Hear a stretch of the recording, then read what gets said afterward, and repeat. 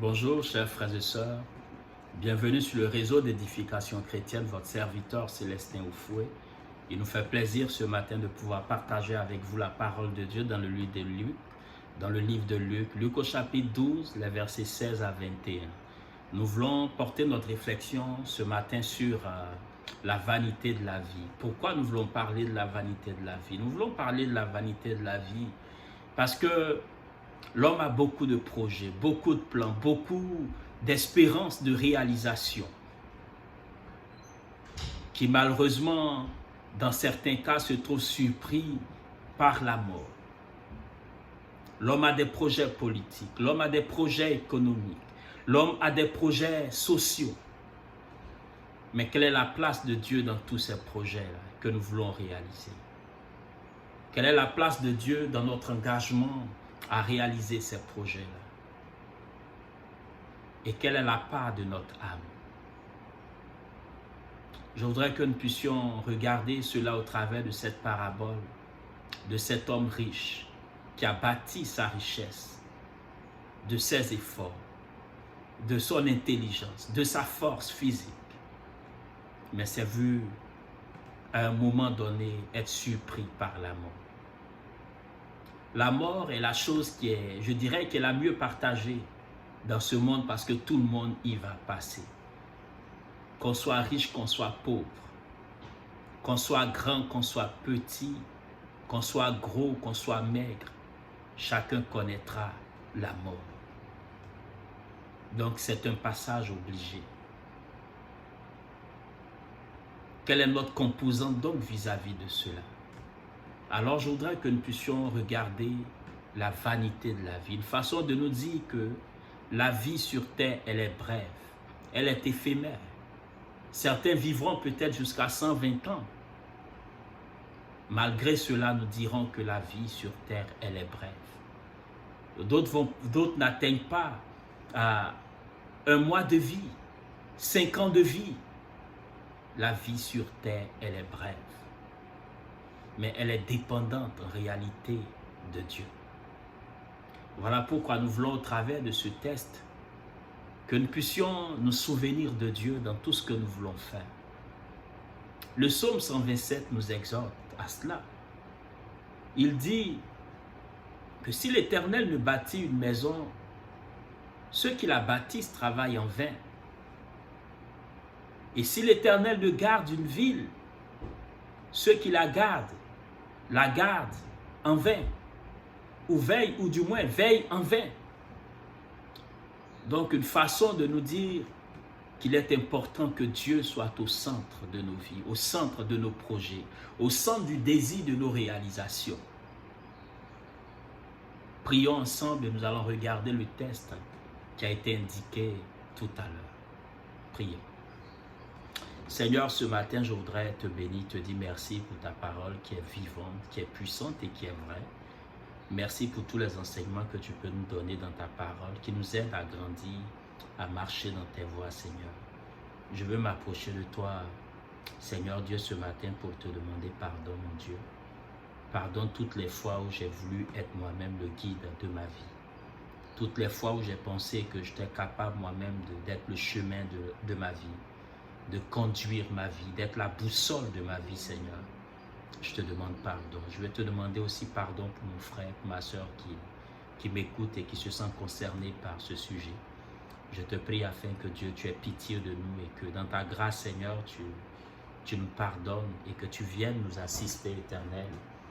Je te prie afin que Dieu, tu viennes nous apporter ton appui, nous apporter ton secours, Seigneur, maintenant, et que tu nous aides à reformer nos pensées, notre façon de voir les choses, notre façon d'apprécier les choses, Seigneur, et qu'on puisse t'associer en toutes choses. Seigneur, sois notre guide, sois le centre de nos vies, sois celui-là même sur qui on peut s'appuyer, Seigneur, quand nous manquons de foi, quand nous manquons, Seigneur, de direction, que ce soit vers toi, que nous puissions nous tourner, Seigneur. Éternel Dieu, pardonne l'orgueil de nos cœurs, de nos pensées, de nos vies, Seigneur. Pardonne-nous, Seigneur, toutes les fois où nos cœurs se sont détournés de toi et toutes les fois où nous avions voulu être nous-mêmes les propres capitaines de nos vies. Seigneur, c'est toi qui es Dieu et nos vies dépendent de toi. Nous voulons nous incliner au-devant de toi ce matin, Seigneur. Incliner nos cœurs au-devant de toi ce matin, Seigneur, pour dire sois le centre de nos vies, Seigneur, au nom puissant de Jésus. Amen. Mais je voudrais, avant d'entrer dans le vif du sujet, rendre un témoignage me concernant. Il y a environ 2-3 ans, je revenais du travail. D'abord, avant cela, je sentais, pendant que j'avais commencé à sentir quelques douleurs au niveau de la jambe, au niveau de la face supérieure de la cuisse. Et je continuais de travailler. 3 jours après, la douleur était rendue tellement atroce que j'étais obligé de me rendre à l'urgence. M'étant rendu à l'urgence, le médecin m'a fait une prescription. Alors je suis rentré le soir. La douleur était persistante, j'ai quand même pris les médicaments. Le lendemain de mon retour du travail, la douleur s'était tellement intensifiée que j'étais incapable de marcher. Mais je n'avais pas prévu ça dans mes plans ni dans mes projets. Alors quand j'ai garé la voiture et que je devais descendre, j'étais incapable de pouvoir faire le pas de la portière de la voiture à l'entrée de la maison. C'était presque à pas rampant que je suis rentré à la maison. Le lendemain, j'étais handicapé presque de la jambe gauche. Diagnostic, je faisais une sciatalgie. Donc une douleur lombaire au niveau du nerf sciatique. Donc le nerf sciatique était coincé. Cela m'a pris une cale. Dans ma réadaptation, il fallait que je me déplace avec une cale. Deuxièmement, cela m'a pris 3 mois, au moins 3 mois de repos sans travail. Mais je n'avais pas prévu cela. C'était arrivé de façon brusque. Donc imaginez tous les plans que je pouvais faire, que ce soit de la mobilisation, de la motivation par rapport au travail, que ce soit une organisation financière ou quoi que ce soit, j'étais rendu incapable de réaliser ces plans. Mais Dieu étant vivant et puissant, m'a aidé à me rétablir dans sa grâce et dans sa miséricorde. C'est juste un petit exemple que je veux déjà donner pour dire qu'on peut planifier des choses, qu'on peut organiser des choses. On peut être de bons vivants pensant que le lendemain nous appartient, que nous sommes maîtres du jeu. Mais en réalité, il suffit d'une petite chose. Il suffit d'une petite chose pour que nous devenons incapables de quoi que ce soit. Donc l'être, le mouvement et l'être sont de Dieu. Il nous fait grâce de nous déplacer. Il nous fait grâce de parler. Il nous fait grâce d'être en bonne santé. Il nous fait grâce de vaquer à nos occupations. C'est une grâce. Et je voudrais que tu saisisses cela et que tu le comprennes. C'est une grâce. Si tu es en bonne santé, c'est une grâce. Amen. Parlons donc de notre test. Je vais le lire et nous allons le regarder ensemble. Luc 12, à partir du verset 16. Il leur dit cette parabole. Les terres d'un homme riche avaient beaucoup rapporté, et il raisonnait en lui-même, disant, « Que ferai-je, car je n'ai pas de place pour rentrer ma récolte? Voici, dit-il, ce que je ferai. J'abattrai mes greniers, j'en bâtirai de plus grands, j'y amasserai toute ma récolte et tous mes biens. Et je dirai à mon âme, tu as beaucoup de biens en réserve pour plusieurs années. Repose-toi, mange, bois et réjouis-toi. » Mais Dieu lui dit, insensé, cette nuit même ton âme te sera redemandée. Et ce que tu as préparé, pour qui sera-ce? Il en est ainsi de celui qui amasse des trésors pour lui-même et qui n'est pas riche pour Dieu. Donc c'est ce passage que je voudrais que nous puissions regarder. Mais pour situer le passage, on nous dit les 3 premiers versets précédents que Jésus était avec son auditoire. Pendant qu'il communiquait, il donnait différentes communications à son auditoire. Il donnait des enseignements à son auditoire. Il y a quelqu'un qui se lève et qui parle, qui dit: Maître, j'ai besoin que tu viennes intervenir dans l'héritage entre mon frère et moi. Certainement, son frère veut s'accaparer tout son héritage et il a besoin de quelqu'un. Et il dit: Maître, viens, parce que mon frère veut prendre tout mon héritage, peut-être sans rien me donner. Alors Jésus lui dit: mais qui m'a établi juge entre toi et ton frère? Et il donne cette leçon, il dit: gardez-vous de toute avarice. Que Jésus dit, il dit: gardez-vous de toute avarice, car la vie d'un homme ne dépend pas de ses biens. Serait-il dans l'abondance? Donc la vie d'un homme ne dépend pas de ses biens. Serait-il dans l'abondance? Quand bien même que cet homme serait dans l'abondance, quand bien même il aurait toutes les richesses de ce monde, quand bien même il serait l'homme le plus riche de ce monde, quand bien même il aurait tout le pouvoir de ce monde, sa vie ne dépend pas de ce qu'il possède, mais en réalité, sa vie dépend de Dieu. Alors il donne donc la parabole que je viens de lire. Mais lorsque nous regardons à fond cette parabole, au verset 16, on nous dit: les terres d'un homme riche avaient beaucoup rapporté. Donc cet homme était dans l'abondance. Ces terres avaient beaucoup rapporté. Donc quand on parle de beaucoup, c'est un superlatif. C'est pour montrer que ces terres avaient rapporté au-delà des normes existantes. Ces terres avaient beaucoup rapporté. Donc, il en avait en masse, en grande quantité. Et les capacités ou la récolte de cet homme dépassait les capacités de réserve qu'il avait. Donc, les terres d'un homme riche avaient beaucoup rapporté. On dit d'un homme riche. D'abord, cet homme avait la caractéristique d'être un homme riche. Et ces terres ont rapporté en abondance. Donc, sa richesse s'est accrue. Verset 17. Et il raisonnait en lui-même. Alors, quand il a regardé sa richesse, quand il a regardé son abondance, quand il a regardé ses biens, quand il a regardé ses récoltes, alors il a commencé à raisonner en lui-même. On dit il a commencé à raisonner en lui-même. Cet homme a commencé à être attaché davantage à son moi pour raisonner, pour réfléchir. Il a commencé par méditer en lui-même. Et voici ce qui sort de sa méditation interne, ce qui sort de sa réflexion interne. Cet homme dit ceci. Que ferais-je? Il dit, que ferais-je? Que ferais-je? Car je n'ai pas de place pour rentrer ma récolte. J'en ai tellement en abondance. J'ai tellement beaucoup de biens. Mes récoltes sont tellement en grande quantité que je n'ai plus de place.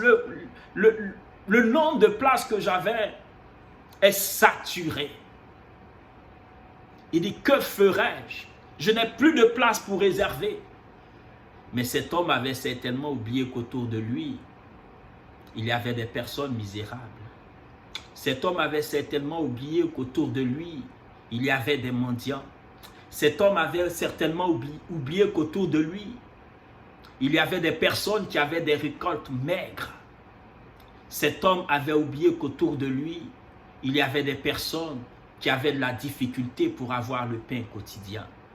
Mais nulle part dans son raisonnement, il lui est venu à l'esprit de dire, il y a une personne quelque part, à côté de moi, dans mon voisinage, qui n'a pas à manger.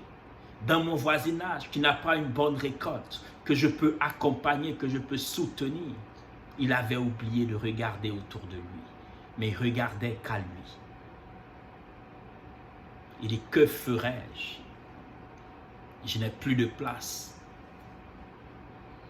Alors, il va trouver sa propre solution. Il dit, voici, dit-il, ce que je ferai. J'abattrai mes greniers, J'en bâtirai de plus grands. J'y amasserai toute ma récolte et tous mes biens. Et je dirai à mon âme, tu as beaucoup de biens en réserve pour plusieurs années. Repose-toi, mange, bois et réjouis-toi. Amen. Donc voici ce qu'elle dit. Cet homme a beaucoup travaillé. Il a investi son argent. Il a investi ses capacités physiques. Il a investi son intelligence. Il a investi sa fortune. Il a investi son être pour être riche, pour avoir de l'abondance. Et Dieu a béni, il a eu de l'abondance. Mais pendant que cet homme faisait cela, certainement autour de lui, il y avait des personnes qui investissaient aussi leur argent, leur intelligence, leur capacité. Mais malheureusement, leurs récoltes ont été maigres. Mais cet homme a eu la grâce d'avoir une récolte abondante.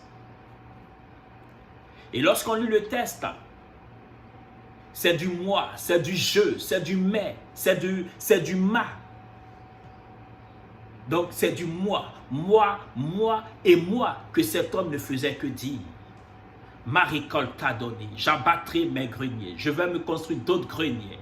Donc ce n'était que moi. Il ne pensait qu'à lui, qu'à lui. Alors, il dit au verset 19, je dirai à mon âme, tu as beaucoup de biens. Amen. Il communique avec son âme. Son âme a beaucoup de biens. Il dit, mon âme.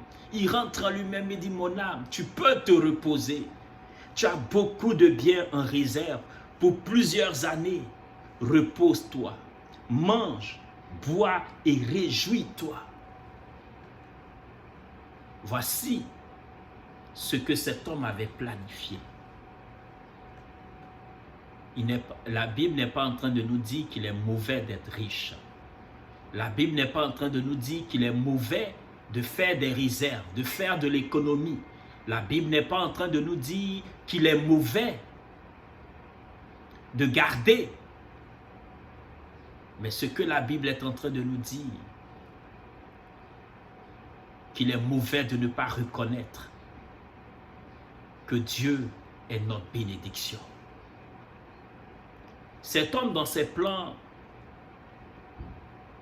en aucun cas n'a reconnu la bonté de Dieu dans sa vie. Cet homme n'a pas reconnu que la richesse, l'abondance de ses récoltes était une grâce de Dieu. Alors, quand tu reconnais que la richesse l'abondance de ta richesse, que la multiplication de tes biens est une grâce de Dieu, ton cœur se soumet à Dieu. Mais cet homme n'avait pas un cœur soumis à Dieu.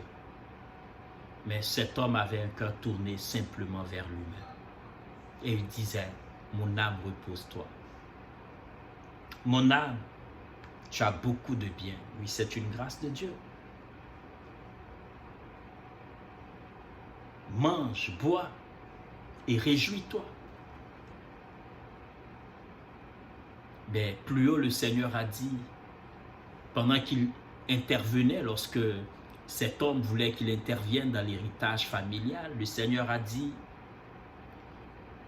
gardez-vous avec soin de toute avarice, car la vie d'un homme ne dépend pas de ses biens, serait-il dans l'abondance. Alors cet homme pensait que sa vie dépendait de son abondance, de sa richesse, de ses biens.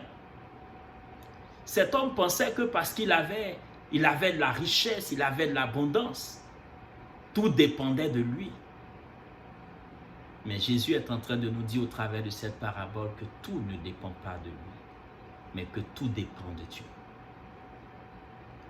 Amen. Et il dit à son âme, repose-toi, mange, bois et réjouis-toi. Alors au verset 20, Dieu va intervenir. Au verset 20, Dieu va dire à cet homme, c'est vrai, tu as de la richesse. C'est vrai que tes récoltes ont été abondantes cette année. C'est vrai que tu as les capacités de mettre en réserve pour plusieurs années. Mais erreur.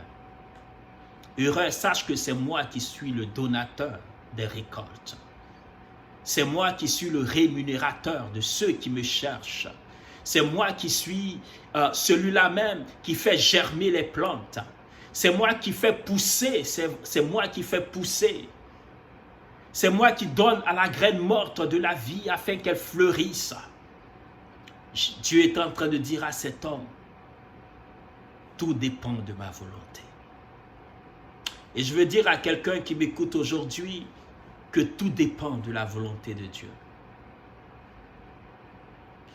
Lorsque nous regardons autour de nous, regardez ces hommes puissants, grands, avec beaucoup de biens, qui pour des quelques raisons que ce soit, tombent.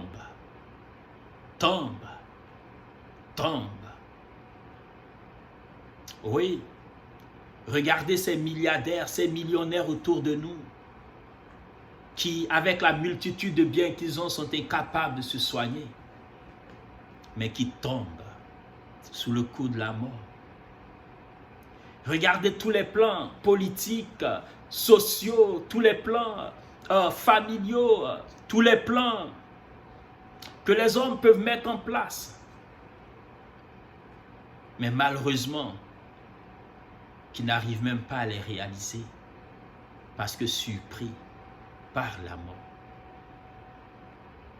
Mais ici, au-delà de toutes ces choses, dans, je dirais, tout ce mouvement, on mettait Dieu au centre de nos vies. Vous dites, Seigneur, nos vies dépendent de toi en réalité. Qui qu'on soit, même dans l'abondance, nos vies dépendent de toi. Alors, au verset 20, on nous dit, mais Dieu lui dit, insensé, cette nuit même, ton âme te sera redemandée et ce que tu as préparé, pour qui sera-ce? Tu es insensé, tu as de l'abondance. Cette nuit même, ton âme te sera demandée. Alors, toute ta richesse, tous ces biens que tu as emmagasinés, tout ce que tu as mis en réserve, tes greniers que tu as battus, tu as reconstruit de plus grands, mais toutes ces choses, à qui ça va revenir? Mais ça va revenir à des personnes qui n'ont même pas fourni l'effort que tu as fourni. Ça va revenir à des personnes qui n'ont même pas vu tes efforts, qui n'ont même pas vu tes transpirations, qui n'ont même pas vu tes douleurs, tes souffrances pour t'amasser toutes ces richesses-là. Et certainement qu'ils vont les dilapider de façon inutile. Alors Dieu dit, pourquoi ne pas me faire confiance? Le verset 21 nous dit, il est ainsi de celui qui amasse des trésors pour lui-même et qui n'est pas riche pour Dieu. Soyons riches pour Dieu. Dieu n'est pas en train de dire, il est inutile d'avoir de l'abondance. Il n'est pas en train de dire, il est inutile de faire des réserves. Mais Dieu est en train de nous dire, dans l'abondance, souviens-toi de moi, car je suis l'auteur de ton abondance. Dieu est en train de dire, dans ta richesse, souviens-toi de moi, car je suis l'auteur de la richesse. Dieu est en train de dire, dans tes capacités à te mobiliser, à te mouvoir, souviens-toi de moi, car je suis l'auteur de ton mouvement. C'est moi qui te fait en réalité. Tout ce que nous possédons, c'est Dieu qui nous le donne. Nous n'avons pas à être orgueilleux de ce que nous possédons, parce que c'est Dieu qui nous le donne. J'ai une amie qui disait une fois, tout ce que l'on peut compter, sache que cela aussi peut finir un jour. Alors ce qu'on peut compter en réalité, si on est capable de compter quelque chose, c'est que cette chose-là peut finir. Mais je veux te dire ce matin que Dieu veut que tu sois riche pour lui. C'est vrai, tu peux avoir de l'abondance, tu peux avoir des possessions, tu peux avoir de la richesse. C'est une grâce de Dieu. Que Dieu soit loué. Et je te le souhaite, toi qui m'écoutes. Mais ce que je veux te dire, que cela ne soit point un objet d'orgueil. Que cela ne soit point une source pour te détourner de Dieu. Mais que cela soit pour toi l'occasion de t'attacher davantage au Seigneur. Que cela soit pour toi encore une occasion de permettre à Dieu d'être le centre de ta vie. Et que Dieu ouvre tes yeux vers ceux qui en ont besoin. Afin que non seulement tu sois béni, mais tu sois aussi une source de bénédiction pour les autres. Que le Seigneur bénisse sa parole et qu'il permette que le peu que nous avions écouté, que nous puissions l'approfondir par nous-mêmes et laisser Dieu être le centre de nos vies. Que le Seigneur te bénisse et qu'il prenne soin de toi. Et sache que la vie d'un homme ne dépend pas de ses biens, fut-il dans l'abondance. Que le Seigneur vous bénisse et qu'il nous fasse du bien encore aujourd'hui. Amen.